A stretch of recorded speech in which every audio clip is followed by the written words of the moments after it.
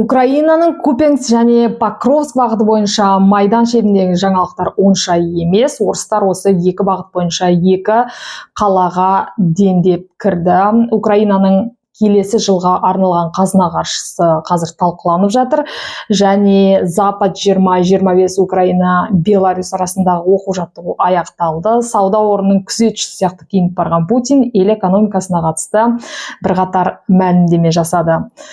Армысыздар ағайын, сәлем достар. Бұл жаңалықтарды бүгін біз рет-ретімен талқылаймыз. Менің есімім Майда Қыдырбай. Украина 8 жылға созылған іс-сапар кітабының авторымын және Украина-Ресей арасындағы соғысты талқылауға толық құқым бар деп есептеймін. Өйткені Киевте 10 жылдан бері тұрамын. Сол жақта мәліметтер, жаңалықтар жазған адаммын. Қазір екі ел арасындағы соғысқа байланысты Европаға шыққан 7 миллион украиналықтардың арасында қазақтың қызы да болды. Ол мен және Испаниядан осы екі ел арасындағы соғысқа байланысты Украинаның тұрғын ретінде мен де босқын статусын алған адаммын, тілшімін, ана тілінде ақпарат таратуды өзімнің міндетім деп санаймын. Өйткені бәрін көзімен көріп жүрген адам, қолмен ұстаған адам, соғыстың басы қасында жүрген адам, соғыстың барлық зардабын бір адамдай тартқан адам ретінде әрине ақпаратты айтуға толық құқым бар деп отырғаным сондықтан.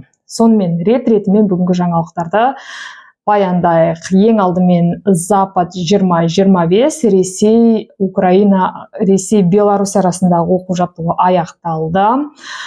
Әрине Беларусь жеріне барған жоқ, Путин өз елінде болды. ВВП-ға қатысты бір қатар мәлімдеме жасады. Жұмыссыздық жоқ деді. Әрине Ресейде қазір жұмыссыздық жоқ. Тырнақшаның ішінде, өйткені түрмеде отырған, отырмағаны, жасы бар, жасамысы бар, барлығы қазір Украина жерінде соғысқа жөнелтіліп жатыр. Батальонымен. Reuters ақпарат агенттігінің мәліметі бойынша 1,5 миллионнан 3 миллионға жуық адам Украина жеріне соғысқа аттанған.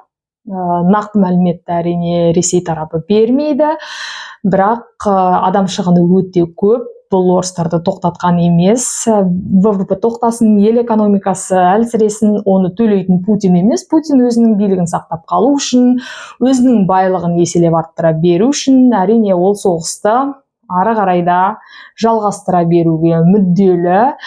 Және сіздер білесіздер, Беларусь жерінен Ресейдің дроны Польшаға жетті, Румынияға жетті, бірақ Ресейдің бақ құралдары бұл біздің дрон емес, бұл Ресейдің дроны емес, бұл Украинаның жасаған провокациясы деп мәлімдегені бар. Қалай дегенмен де орыстың пропагандалық бақ құралдары кейбір дрондарды көрсетіп, бұл скотчпен оралған өте сапасыз дрон, әрине Ресейдікі емес деген сияқты мәлімдеме жасады. Бірақ Ресейдің қарулары қандай екенін, олар мықты бір НАТО-ның құрамындағы ел емес қой, олардың қарулары өте ескі, тіпті жаңағы екінші дүниежүзілік соғыс кезінде ескерткіш ретінде тұрған ескі танктермен де келді ғой Украинаға. Бұны мен де өзімнің көзіммен көрдім. Әсіресе Киев өңірі, жаңағы Буча бағыты бойынша Ерпен, Ворзаль деген Киев өңіріндегі ауылдарды алған кезде сол жерде орыстың әскері, орыстың әскери құралдары әлі де сол жерде бар, жанып кеткен. Сол жерге қарасақ, сол жерде болатын болсақ, әрине бұл құралдардың бәрі ескі құсқы. Ешкім Украина жеріне соңғы үлгідегі мықты қарумен келген жоқ. Бірақ шындықты айту керек, қазір Ресей тарапы дрон болсын, зымыран болсын, оларды күн сайын жаңғыртып, олардың қуаттылығын арттырып отырады. Әлі де алдағы уақытта соғысты жалғастыра беретін ниеті бар Ресей, өзінің қаруын да, қауқарын да мықтап өсіре беретіні белгілі. Өйткені қаржы бар, қаншама мұнай өндіріп отырған ел, бай ел, Украинадан 33 есе үлкен, қаржысы да үлкен. Мысалы, Ресейдің Украинаға жалпы қауіпсіздікке бөлетін қаржысы жалпы қазына қорының 6%-ын, шамамен 6%-ын құраса, Украинаның қазына қаржысынан қауіпсіздікке, соғысқа, көбінесе өзінің қорғауға әрине бюджеттің жартысынан көбі, 70%-на дейін жұмсалады. Сондықтан мұғалімдердің, әлеуметтік саланың мамандары айлықты аз алады. Оларға қосымша жаңағы ғылыми атақ үшін қосымша берілген қаржының бәрі қысқарған. Бірақ қазір Украинада бюджеттің келесі жылға арналған бюджет талқыланып жатыр. Соның ішінде мысалы жоғарғы рада мұғалімдердің айлығын 50%-ға дейін көтеретіні туралы бюджетте қаралып жатқанын айтты. Қоғам бір жағынан бұған қарсылық танытты, өйткені қазір мұғалімдерге көтеретін заман емес, дәл қазір әскерлердің жағдайын жасау керек деген позицияда. Мен де бұған келісемін. Өйткені әскер болмаса Украина өзінің мемлекеттілігін, егемендігін, дербес ел ретіндегі мүмкіндігін баяғыда 4 жыл бұрын соғыста басталған 2022 жылы басталды. Сол кезде ақ айырылып қалатын еді. Дәл қазір Украинаны мықты етіп ұстап тұрған, Украинаның жалпы ел ретінде ұстап тұрған ол әрине Украинаның әскерлері. Бұл әскерлерге мотивация беру үшін, ары қарай да соғысты жалғастыруға күш беру үшін әрине қаражат қажет. Ешкім тегін ештеңе істемейді. Отан қорғау үшін де олар ең алдымен жанұясын асырау керек. Соны Украина билігі, Украина қоғамы біледі емес, білмейді емес, біледі, бірақ жоғарғы рада депутаттары келесі жылы мұғалімдердің айлығын көтерейік деген ұсыныс айтып жатыр. Оған қоғамның бір қатар мүшесі қарсылық танытып жатыр. Мұғалімдерге емес, әскерлерге. Бұл енді ары қарай жоғарғы рада депутаттары қалай дауыс береді, соған байланысты. Жалпы Украинаның әскер саласында әлде біршама көптеген проблемалар бар. Оның ішінде әскери реформа қажет, бұл саладағы жаңағы заңды түбегейлі өзгерту қажет, оның ішінде әскерлердің жалақысын көтеруге қажет. Жалпы әскерлерге мотивация беру үшін әрине қазынадан қаржы бөлінуі тиіс, қорғаныстан бөлек. Мәселен, Ресейде Украина жеріне соғысуға жөнелту үшін олар контракт жасайды. Сол контрактта бірқатар берілетін жәрдемақысы бар, оларға берілетін айлығы бар. Түрмеде отырса да Украина жеріне барып соғысу үшін оларға қаржымен мотивация жасайды, және сол арқылы Украина жеріне қаншама орыстың әскері жөнелтіліп жатыр, тіпті өміріне қауіп төніп тұрса да. Сондықтан қазір Украина қоғамы әскердің айлығы туралы, әскердің жағдайы туралы көп мәлімет айта бастады. Оның ішінде бекініс салу жөнінде де үлкен проблема бар Украинада. Бекіністі кәдімгідей, мен бұрын ойлайтын, соғысты көрмей тұрған кезде әскерлер өз жерін бригадамен барған кезде өз жерін қорғау үшін, жалпы өзінің өмірін қорғау үшін қолына күрек алып, жерді қазып, бірден сондай жаңағы бекініс салады деп. Енді соғысты көрмеген адам ретінде.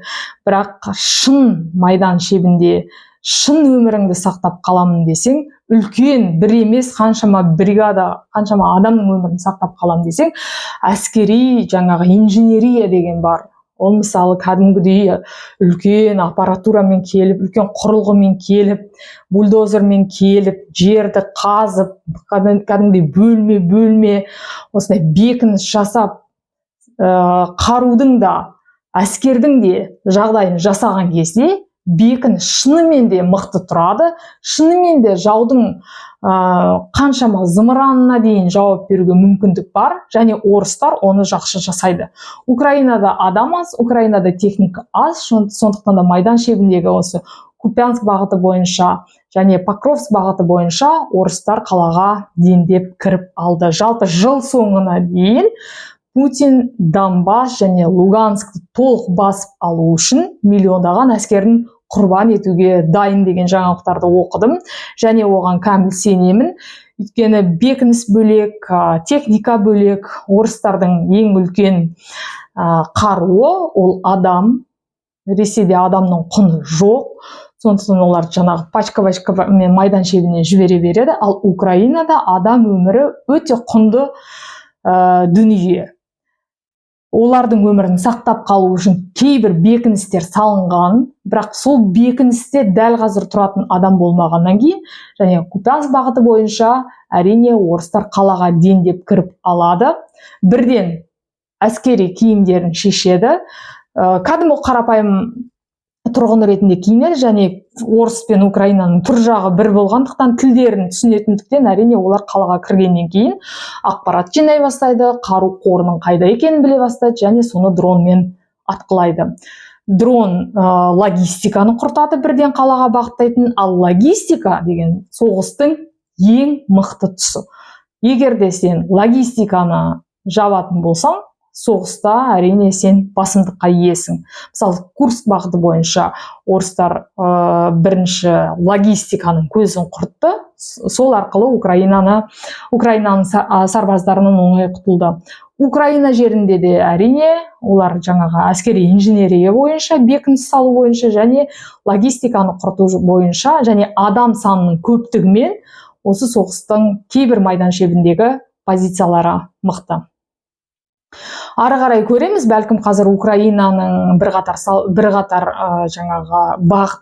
бригадасы осы Купянск бағытына жөнелтілуі мүмкін, бірақ тағы қайталап айту керек, қазір адам саны аз Украинада, сондықтан бұл бағыт кішкене қиындауы мүмкін. Дегенмен де Украинада құр қол емес, соңғы аптада Ресейдің Башқұртстан деген мұнай зауытында деген өңірдің мұнай зауытына дронмен атқылау жасады. Соның салдарынан бензин тапшылығы байқалады. Бірақ Ресейдің пропагандалық бақ құралдары қаншама сюжетті сүзгіден өткіздім. Олар Ресей, Украина соғысы деп айтпайды. Бұл жаңағы күздік ауыл шаруашылық жұмысына байланысты, қазір бізде бензин тапшылығы аз деген сияқты халықты көпе-көрнеу алдап отыр журналистер әлі де. Өйткені бұл бензин тапшылығы біз жаңағы Украинаның дрондары деп айтпайды. Өйткені өтірік ақпарат ары қарай да соғысты жалғастыра беруге мүмкіндік беретін орыстар жақсы түсінеді. Оның үстіне Лавров дегені бар орыстардың, ол жаңағы біздің экономикамыз мықты, Қытай, Үндістан, Америкадан кейінгі 4-ші орында тұрмыз. Бұл да өтірік, экономикасы қазір кішкене шайқалған.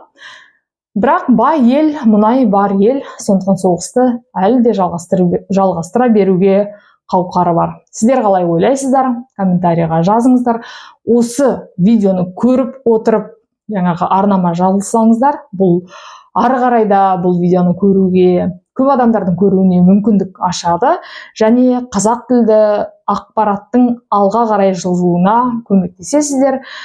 Украина Ресей арасындағы соғыстың бәлкім бақ құралдары айта бермейтін жаңалықтарын естіген болсаңыздар, міндетті түрде комментарий жазыңыздар. Ұнамаса да комментарий жазыңыздар. Бұл да ақпараттың алға жылжуына өз септігін тигізеді. Онда келесі кездескенше аман сау болайық.